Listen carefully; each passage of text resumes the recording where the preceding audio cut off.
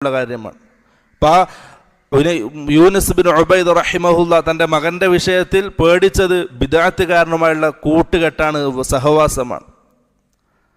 കാരണം മറ്റേ മഅസിയത്തിൽ നിന്ന് തൗബ ചെയ്ത് മടങ്ങാം, അതിനേക്കാൾ ഗൗരവമുള്ള കാര്യമാണ് ബിദ്അത്ത്. മറ്റേത് ഗൗരവം കുറഞ്ഞതല്ല, പക്ഷെ അതിനേക്കാൾ ഗൗരവമുള്ളതാണ് ബിദ്അത്ത്.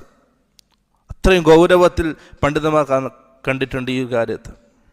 ഇമാം ബർബഹാരി റഹ്മഹുല്ല അദ്ദേഹം ശർഹു സുന്നഹിൽ അദ്ദേഹം പറഞ്ഞു, ഇഹ്ദർ സുമ്മ ഇഹ്ദർ ഖാസതൻ മിൻ അഹ്ലി സമാനിക്. വളരെ ജാഗ്രതയായിരിക്കണം, വളരെ സൂക്ഷ്മതയോടെ ജീവിക്കണം.